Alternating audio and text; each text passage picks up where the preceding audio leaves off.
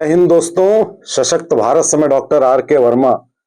Video शुरू करने से पहले फिर वही विनती कि शेयर और लाइक यदि नहीं करेंगे तो हमारा उत्साह कैसे बढ़ेगा। विषय है महाराष्ट्र में गुत्थम गुत्था जारी और विपक्ष हम पर तंज कस रहा है कि देखिए आप 10 दिन में अपना मुख्यमंत्री नहीं ढूंढ पाए। इस पर एक विश्लेषण ये देना चाहता हूं कि क्या हमने भूत में कुछ गलतियां की जिसकी वजह से ये हो रहा है, या ये मानव स्वभाव है जो एहसान फरामोश होता है। आप देखिए कि जब 2.5 साल पहले जब उद्धव से स्प्लिट हुए थे ये एकनाथ शिंदे, और एकनाथ शिंदे अपने सदस्यों को लेकर के आसाम में छुपे हुए थे, उस समय उनको आश्रय देना, उनकी सहायता करना, उनको सुरक्षित मुंबई में उतारना, उनकी जान माल की रक्षा करना, उनके परिवार की रक्षा करना, ये सारा काम हम लोगों ने, बीजेपी ने किया था, सारा काम। उसके बाद साथियों, जब स्थिति और स्पष्ट हुई और ये गुट उससे अलग होकर के मेन शिवसेना बन रहा था, उस समय बना नहीं था, तब भी हमने मदद करी और हमने फिर सरकार बना ली उनकी मदद से। यहां तक तो ठीक था कि हमने सरकार बनाई, लेकिन हमारी सरकार बनाने में हमने उनके ऊपर जो एहसान किए वो उससे कहीं ज्यादा थे साथियों। लेकिन चलिए मान लिया नहीं थे। उसके बाद एक गलती हमसे ये हुई कि बड़े आराम से उस समय देवेंद्र फडणवीस मुख्यमंत्री बन रहे थे और एकनाथ शिंदे ये बन रहे थे डिप्टी सीएम। लेकिन पता नहीं किसने ये काम किया कि रातों रात एकनाथ शिंदे को मुख्यमंत्री बना दिया और फडणवीस को उप मुख्यमंत्री बना दिया। वो बेचारे जो मेहनती आदमी जो पहले मुख्यमंत्री रह चुका है, वो एक ऐसे व्यक्ति के जो स्टेट मिनिस्टर रहा था या जो भी मिनिस्टर रहा था उसके अंडर में डिप्टी सीएम बन गए। ये उनकी हम कहेंगे कि बहुत ही बढ़िया क्वालिटी या महानता तक मैं कह दूंगा कि भैया उन्होंने कुछ भी चूचा नहीं करी, एकनाथ शिंदे बन गए। अब वो उनको मुख्यमंत्री बना दिया और वो 2.5 साल बने रहे। उसके बाद चुनाव हुआ, लोकसभा चुनाव हुआ, उसमें अच्छे रिजल्ट नहीं आए। विधानसभा चुनाव हुआ, उसमें हिंदू ध्रुवीकरण हुआ, बटेंगे तो कटेंगे नारे पर एक मुश्त वोट मिला। और अगर मान लीजिए, कल्पना कर लीजिए कि एकनाथ शिंदे का ग्रुप ना होता, अजीत पवार का ग्रुप ना होता, तो बीजेपी को यकीन मानिए 200 सीट मिलती कम से कम, बता रहा हूं आपको, और थंपिंग मेजॉरिटी से अकेले अपने दम पर सरकार बनाती बीजेपी। लेकिन इस स्थिति का आकलन पहले कर तो किया नहीं जा सकता था, संभव ही नहीं था। अभी जब लोकसभा का चुनाव हुआ था तभी संभव नहीं था। अभी इस चुनाव के पहले हम नहीं जान पाए थे कि इतना थंपिंग मेजॉरिटी से हम जीत रहे हैं। तो जाहिर है कि भाई हम फूंक फूंक के पैर रखेंगे। और जो एकनाथ शिंदे के गुट को यानी कि शिवसेना को सीटें मिली, जो भी 56-57, और जो अजीत पवार को 40 मिली, ये दोनों को सीटें मिली हैं भारतीय जनता पार्टी के दम पर।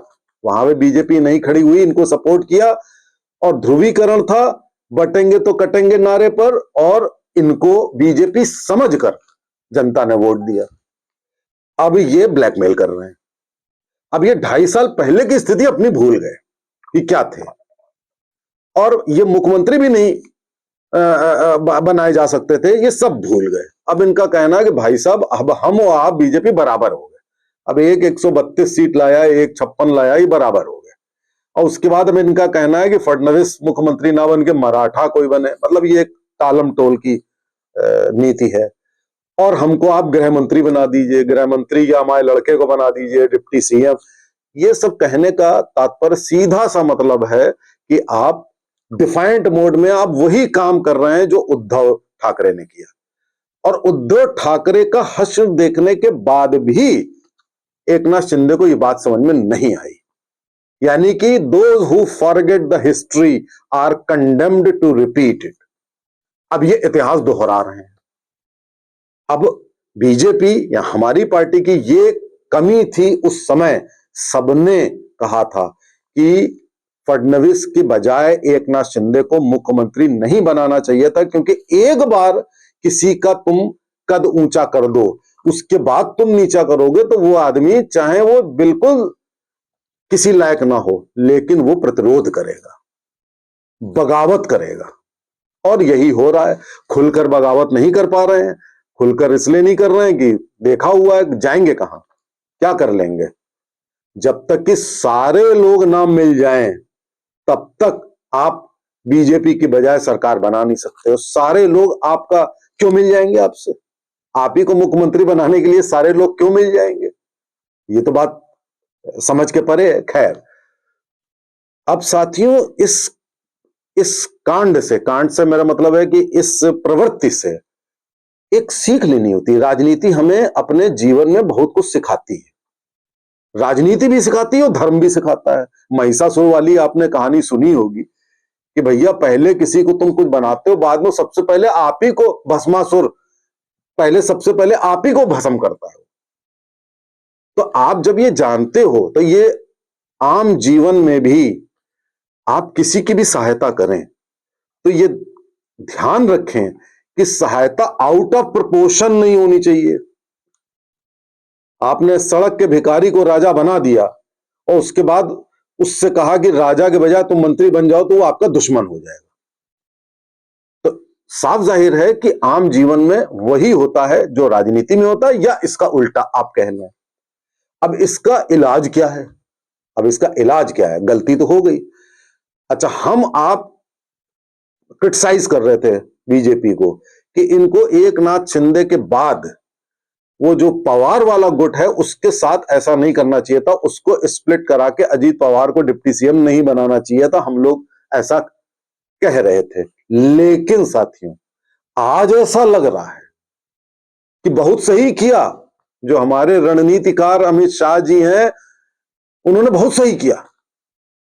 क्योंकि अगर ये काम ना किया होता तो आज कम से कम अजीत पवार गुट तो है हमारे साथ, कम से कम उसको काउंटर करने के लिए। और हमें पहले तो ये मालूम नहीं था कि इस नारे से हमारी थंपिंग विक्ट्री होगी। हमें मालूम होता तो हम वो काम ना करते।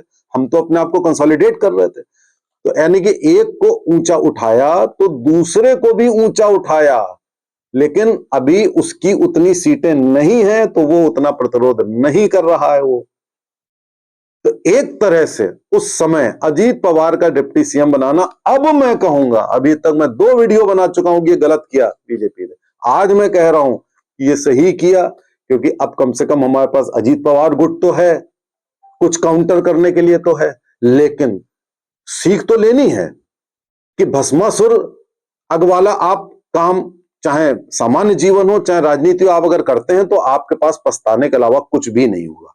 लेकिन इसका इलाज ये है, अभी झुकिए मत।